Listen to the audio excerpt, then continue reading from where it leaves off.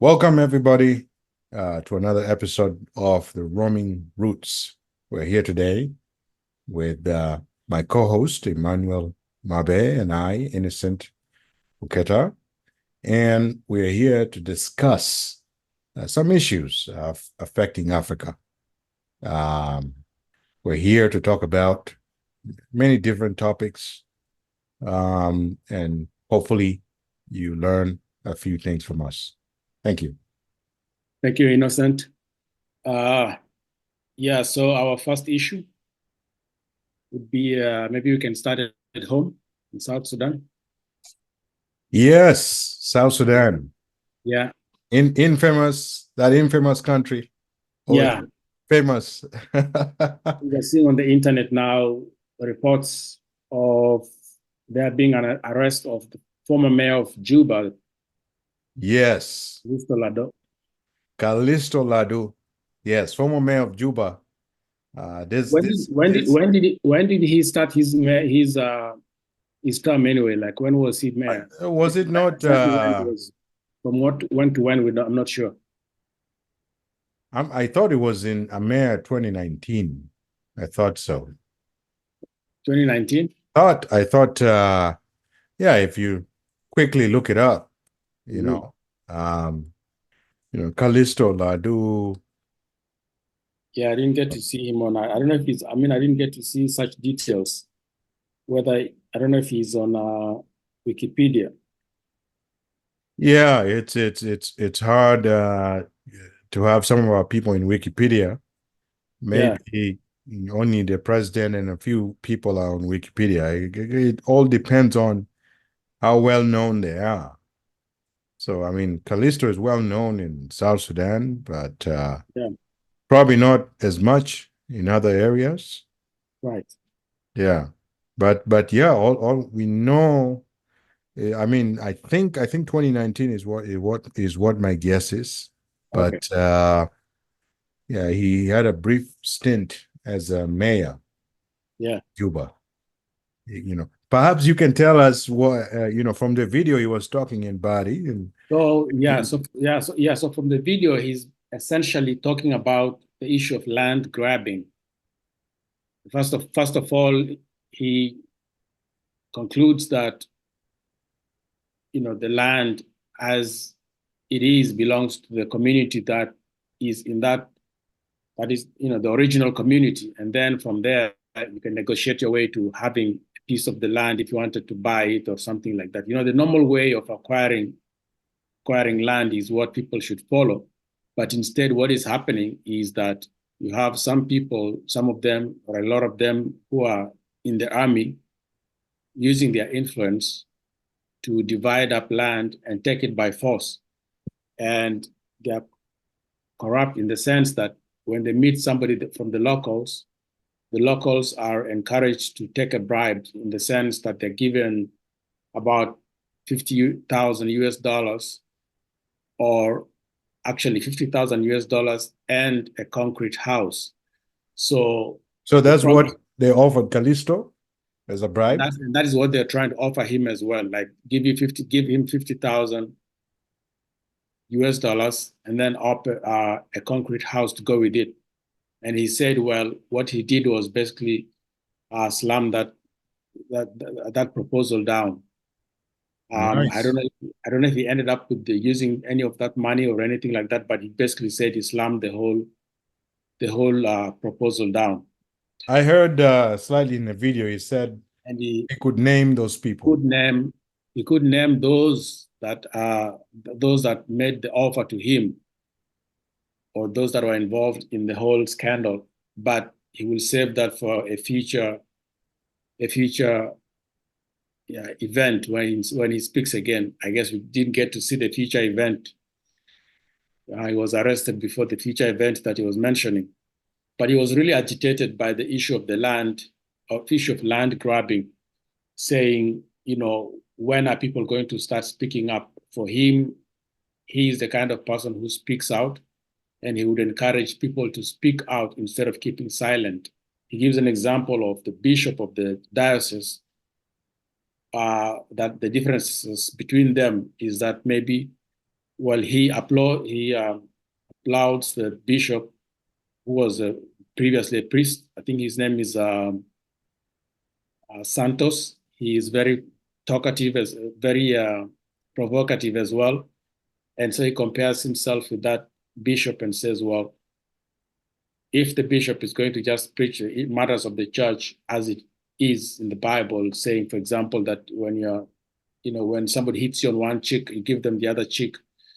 For him, as Kalisto Ladu, he would rather people don't give the other cheek. He'd rather you can take a panga and cut off the neck of the person who's trying to hit you. He hits you once, and instead of giving him the other side, you just take a panga and cut off his neck.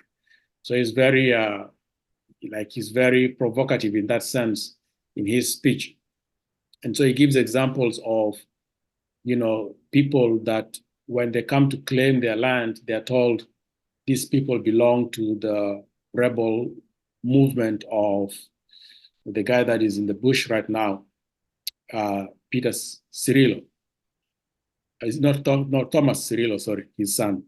So Thomas Cirillo is the one in the bush, and Kalisto is related because Kalisto is like an uncle to the guy that is in the bush, to Thomas Cirillo. And he says, well, you cannot denounce your relative. If your relative has taken a different course and they're fighting a different cause, that they're taking a different approach to your struggle, they're in the bush. You cannot deny them and just say them, well, now you don't care about them or anything of that kind. But then just because you care for them does not mean that you actually are involved in their way, in their approach. You're not part of their movement. You're not in the bush. But he's saying how people are being targeted in the manner that, in the sense that when they get to claim their land, they are denounced as people that belong to the rebel movement of Thomas Cirillo. And so that is used as a reason against them. And if you're the kind of person that is willing to shut up, they will just give you that 50,000 US dollars and the concrete house to shut you up. So he's saying it's like, when you hear these people talking about things and then all of a sudden they go silent, it is because somebody has put something in their mouth. He says it's like peanut butter, it's like you've been given peanut butter in your mouth and then now you cannot talk. So that's what he was saying in Bari. It's like somebody's shutting you up using peanut butter and now you cannot even talk because your mouth is just full of peanut butter. Well, yeah. He's his message is very clear, and he's a very courageous person, to speak about that, because many people keep quiet about land grabbing. And he takes it really broadly. He takes it broadly in the sense that he says these people, when they come to claim land from you, when they come to steal your land, essentially, they come with reasons that, they liberated the land and things like that. And he says that these people talk about liberation as if it started in 1983, when liberation actually started way back, like in 1955, when it was in Torit. So everybody, basically, he's saying that everybody took part in the liberation is what he's trying to say. So he's saying that some people cannot be cut off as people that did not participate in the liberation or something like that, and then that it's used against them. So he's saying everybody participated in the liberation, and people's land should not be taken away from them, those by occupants, people who come from other communities and then they occupy the land, whether it's Acholi land or it's Bari land or it's Madi land. People should not come and occupy that land on account that they liberated the land, when we know that the liberation struggle started way back and everybody participated in this. And he gave examples, like the first liberation that was led by Ladu, and that even Garang himself was under Ladu at that time. And so when we start paying homage to those guys, we should start with the very first people that led the liberation struggle And that was from the time that the struggle started in Torit up to when it moved to Bor and all those other places. So he's basically saying that everybody is involved. You cannot say that only one community was involved in the liberation and use that against the people to take their land. And so he says land belongs to the community because otherwise when you phrase it as belonging to the people, it's almost saying that now you can take it away and give it to other people from other communities just randomly without following due process. So he's after due process. He wants some people to follow the right procedures to acquire land in places where they did not originally have land. If they're coming from a different place, they should follow the structures that are in place, the legal structures that are in place, not do things illegally, is what he's trying to say. And that just because you're a general in the army, your work should be in protecting the people and their property as compared to taking it away from them. So he says the work of the government really should be to protect the people and their property as compared to taking it away from them, in summary. Yeah, this land grabbing issues is a big one in Juba, you know. Yeah. I remember when I was there, 2021, my aunt went Yeah. through the same thing. Mhm. Her land was going to get grabbed by a general, Yeah. somebody with, I don't know, 2 stars, whatever. Mhm. He sent his own soldiers to go there Yeah. and erect Rukuba on Right. somebody's land, imagine. And she Just has like that. all the papers. She has all the papers. Yeah. And he, you know, every time she would go and try to make a foundation for the house, Yeah. they would come Yeah. and do some backfilling. They would Oh, fill the foundation with soil. really? Yeah, it was that terrible. So we had to use, we're like, you're not the only person with Yeah. big guns, you know? You're Mhm. not the only person. Yeah. We had to get another person from the army too, To counter that. deal with him. Yes. Mhm. And then he left us. Then he left the land. It's just insane. And it's happening. I imagine it's not just happening in Juba alone. I imagine it's happening in other places. Yes, yes, it's not just Juba alone. Yeah. Juba is just the most highly populated area. Yeah. Where, So it's likely to happen there a lot, yeah. but it's happening everywhere. And the government needs to take measures to make sure this doesn't occur. You Yeah. know, you're not the fact that you went to the army does not give you the right to simply take things by force. Right. The president needs to make sure that he has a professional army. You know, they're not SPLA guerrillas Mhm. anymore. They are a professional army.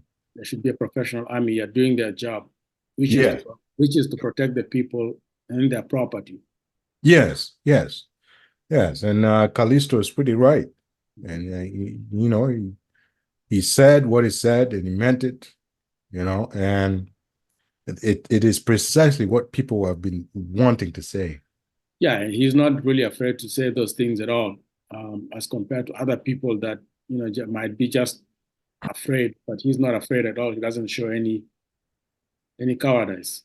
Yeah, I heard that or it might be rumors that those that came to arrest him were from Waniiga. Is that true? Well, that's what I read some. I can't that's not my analysis of it, but I heard somebody yesterday speak about that and say those who came to arrest him were basically the people responsible for his arrest are two. That it's the governor of Central Equatoria, whose name is, I forget his name, and then I think actually his name might be Emmanuel somebody. Yeah. So, and then and then the one you just mentioned, the vice president, James Waniiga, that those are people that would have been responsible for his arrest, and so are responsible for setting him free as well. Yeah, that governor is Emmanuel Adil. Deal. Okay, there you go. Yeah, So, he's yeah. another character. So it looks like it's those two individuals. And if those two individuals arrest him, it's because he's saying things that are true and then they're afraid. Yeah. Yeah. I hope they don't take him to that National Security House where they torture people. Well, where else will they take him if not there? If that's the place. So that's like the equivalent of what used to happen at Nyayo House in Kenya, right? Oh, yes, yes. That's right. Where they tortured a lot of people at Nyai House. Yeah, You including know, Raila Odinga, I think. Yeah, especially Raila Odinga, especially Raila Oko, Odinga. yeah, a lot of people. Yeah. Yeah. So Yeah, some of these tactics are things that we have seen before. we have. And the So, thing is that now we have we as a people have a little bit of leverage because of the internet. yeah, Before, in Moi's era, it was we didn't have the internet. yeah, we didn't have the internet, so he didn't have a whole lot of proof. He just hearsay. Yes, Yeah, yes. Now we have phones, and it's possible that somebody even took it on the phone. yeah, So you never know. yeah. This one you get to hear it right from the horse's mouth. Like, and I mean, you can form your opinions, or you can form your conclusions based on the evidence Yes, of yes, yeah, yeah. what you hear. You can see what he's saying, and you can make the connection that yes, he would be arrested because of that, for saying these kind of things.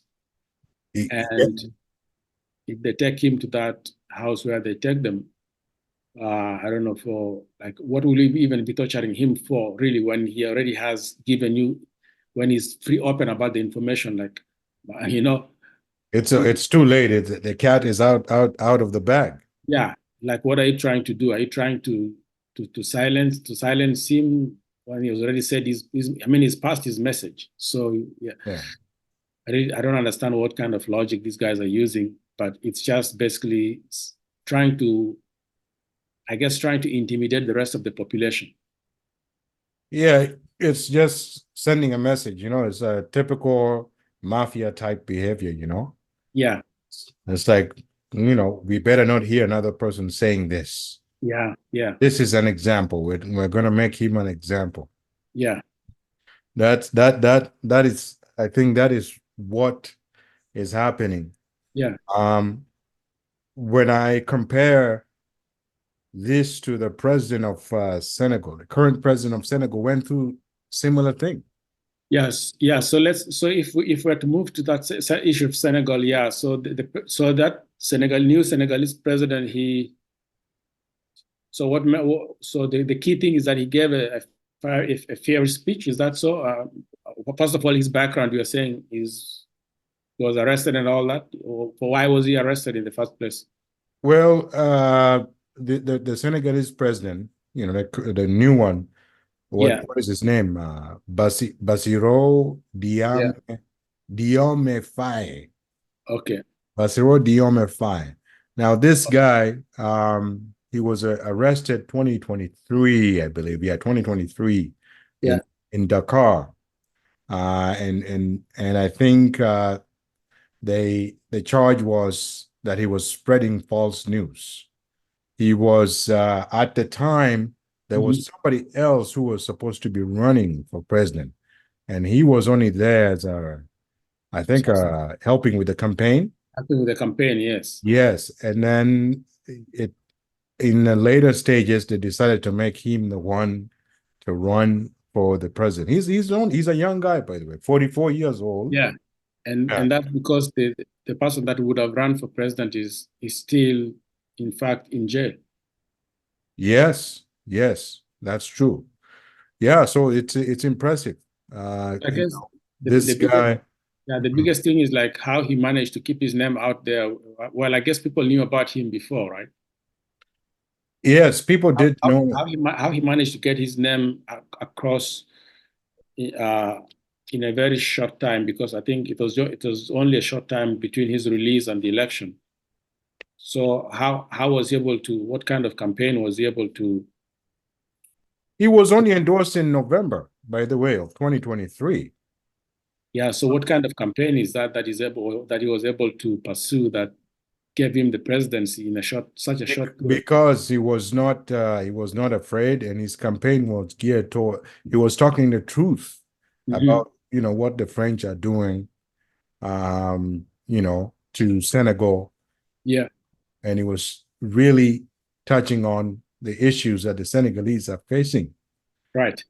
And this is the thing, is that many African leaders, especially in the Sahel region, right? Many of them are puppets, in a sense. They're puppets of the French. Many of the Francophone nations all have leaders that are puppets for French. This guy, he was there speaking truth to power. He's a young guy. He's not like the same caliber of the leaders we have today. Yeah. Africa. Him and all these other, the guy in Mali, Niger, all of them are revolutionary leaders. Yeah. So I see that it appears to be that his message, this guy from Senegal, his message was, against the French, I guess, as former colonialists. Yes. But, to what extent really can we blame our problems on former colonialists? Well, with the French, it's special, It's special.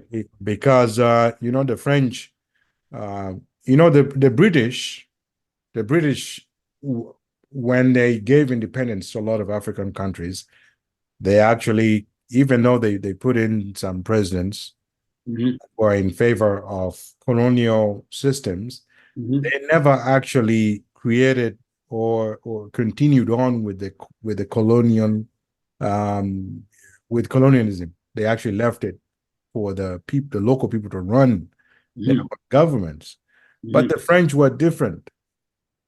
The French signed a pact to continue colonialism in a different form. So it was either, if you were to sign the pact with the French, they would say, in the pact, many of these countries like Guinea and Senegal, Niger and Burkina Faso, and all these 14 countries all these countries in the Sahel that signed it were forced to use the French currency, with the CFA franc. So it's actually the actual French currency. Well, yeah, it's tied to the euro. It's not like a derivative of it. It's an actual currency of the French. It is printed in France. The French printed, and the French require, as a part of the pact, as a condition, they want those African countries to send their currency reserves to France. In France, you're to whatever money these guys get, they send it to France. And if they want some of their money back, they get it back with interest. So they can get back, I don't know if it's like 15% or around that much. If they want more, then they have to borrow their own money. They have to borrow from the French at interest. And not just that, the French were in the pact that they signed, they put themselves as the ones. So in the pact they said, if you're under the French, you're under those Francophone countries, and you find minerals in the ground, the French will be the first to benefit from that. They will be the first ones and the only ones to have the rights to mine. No other country would be allowed to, to get the mining contracts. The French have the right for it.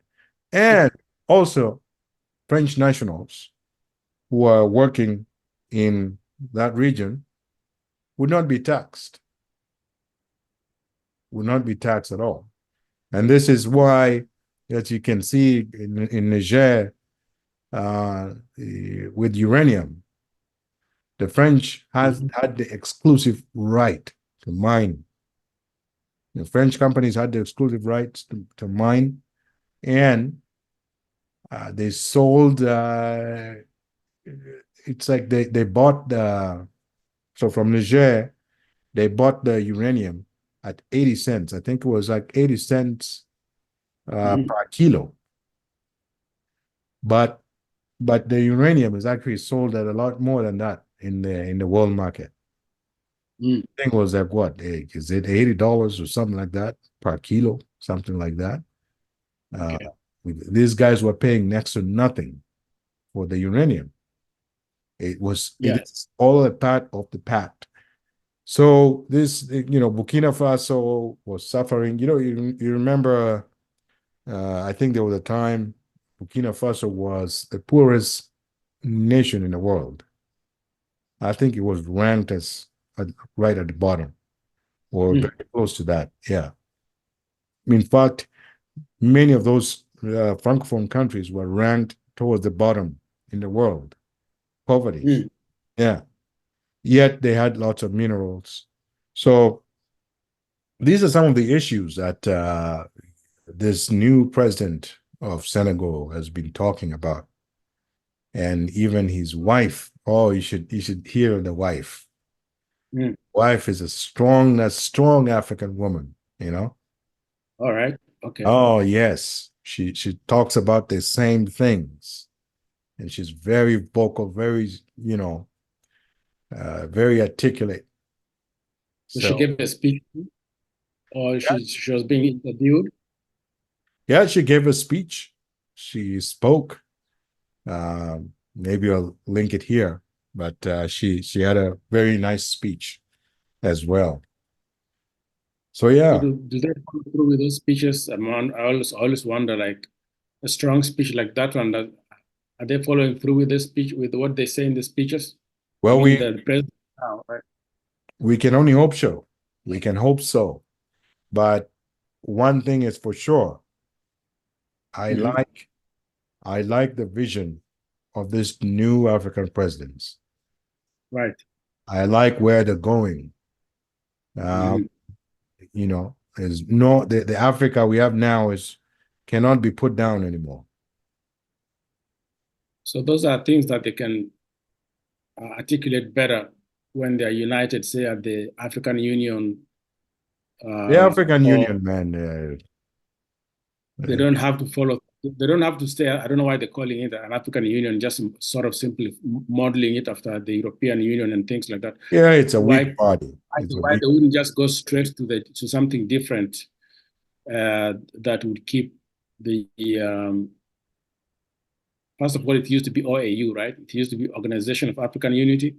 Yes, I honestly think African Union, just like ECOWAS.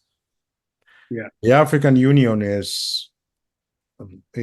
does not serve the interests of Africans. right. Yeah, So but those young people, I mean, those young leaders, I mean, we have those Pan-Africanists such as Julius Malema, who strongly believe in one Africa. Yeah. Hopefully they can form a better African Union, because the one we have today, the African Union we have today, has no teeth, has very little goals. I mean, very little. Seem to just be copying the Europeans, right? Like the Europeans started the Union, and they follow as well with the African Union. Like they're basically copying the Europeans.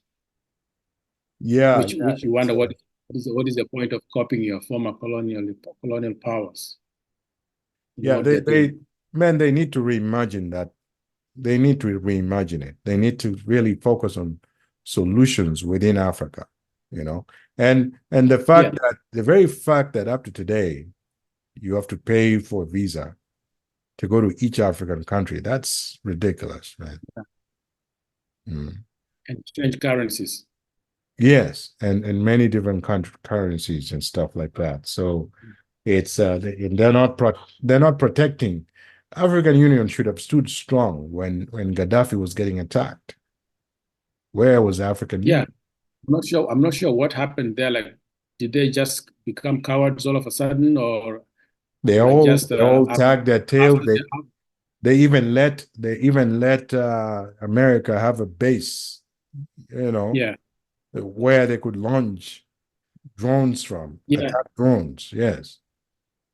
You yeah. imagine? Like, what the hell? Like, yeah, like, is it just because you're scared you're gonna be attacked, or you're scared they're gonna stop giving you aid? Yeah. Yeah. Because It's I'm not sure what they're scared about. Because well, if they're many of these African presidents actually, you know, they yeah, they're dependent on aid. They're very dependent on aid, and they're yeah, controlled. They're controlled through that. that's because they don't know how to generate products for themselves, how to be productive so that they don't require aid. They are all from the colonial era. Many of these presidents that are in power are like at least Yeah, 55 years old minimum. yeah, And right. they're all from that colonial era where there was great dependence on the colonial masters, right? So they really don't have much to think about. You know, they don't Yeah. So they're now not you're tied. revolutionaries. Yeah.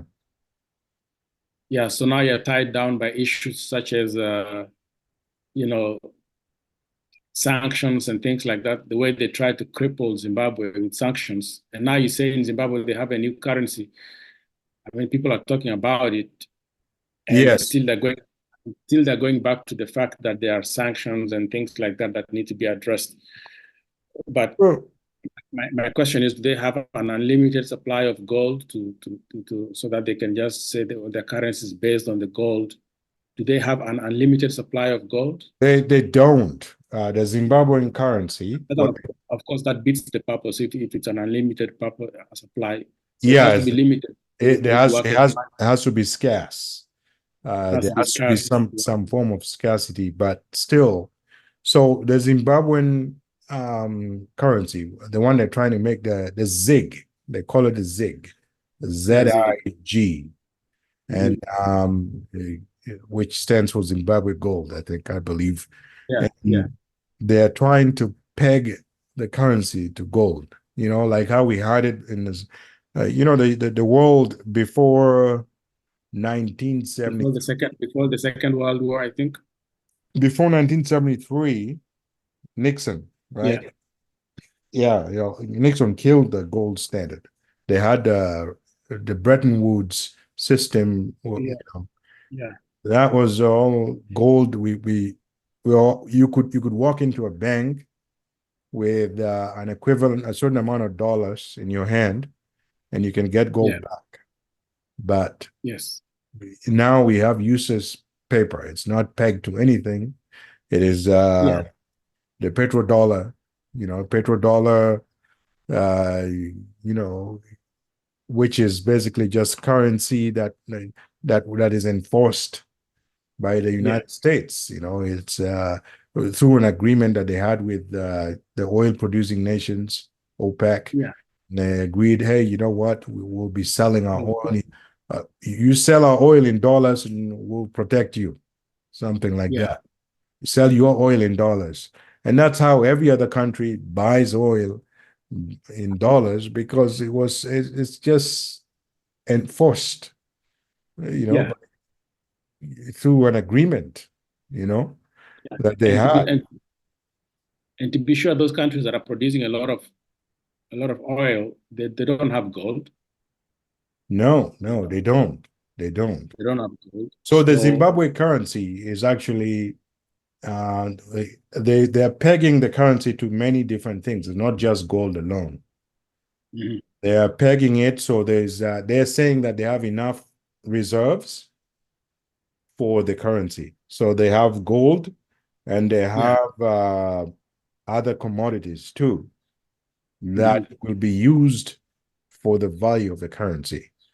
So as of right. this moment, they said what they're saying one zig, sorry, one USD is equivalent to Mhm. about 13.5 zig. which is impressive. Yeah. But this is not the first time that Zimbabwe is printing new money. It's not the first time that they've done it before. Yeah. Yeah, Yeah. and they've not been successful. So we Yeah. don't know really. We don't know what the government is telling us. We don't know if My this issue is yeah. I don't know how people take money to be, because it's supposed to be a store of value, really. It's supposed to be a store of value. So something like gold is something that you mine from the ground. You might as well use Bitcoin, you know? Well, money is supposed to be a store of value, but the money we Yeah. have today, Because fiat what I currency. was trying to say is, Yeah. what I was trying to say is that if it's a store of value, then somebody has to have actually done the work somewhere. So gold Correct. mining, for example, people mine gold, yes, but we're not all gonna be gold miners. So there has to Well, be a way of being not just a store of value, but also a transfer of value. yeah, So well, gold is from the gold miner, sorry to cut you off. I was just trying to finish that. From the gold miner, when he gives out the gold, somebody else must have done some other work elsewhere to receive that gold, right? yes. Technically speaking, money has to be, for it to have value, there has to be something that you would have done. Either it's mining gold or some other metal, or you have some kind of commodity that ties to it. In this, gold is the best option we have so far. We don't Yeah, have, I mean, Bitcoin too. Bitcoin is mined as well. yeah, So, and there has to be scarcity to make that money have value as well. So, yeah, because if there's no scarcity, then there's no value. It's abundantly available, yeah. right? And if there's no and if no one is actually working to receive those things, then it's useless. If you can't pay people for doing nothing. You can't give them gold for not doing anything. Yeah, yeah.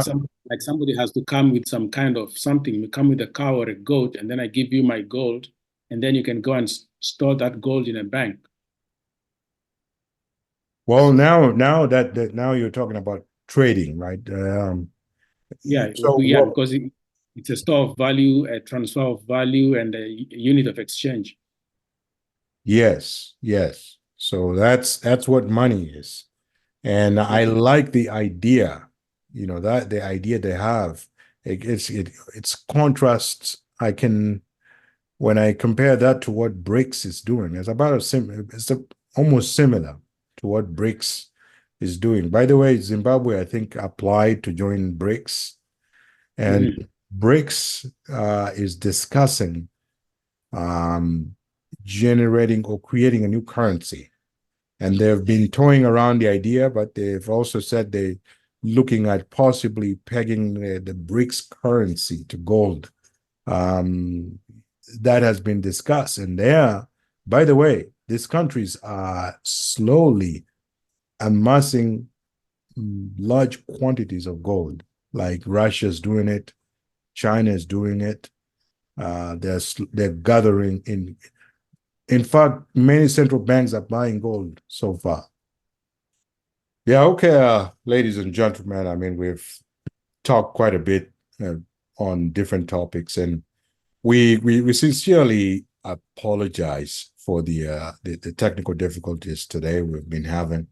As you might have noticed, maybe Emmanuel's video was a bit choppy, but yeah, I think we'll continue to make things better going forward. Other than that, we appreciate you listening to us, and we thank you for being there, and subscribe and share the video.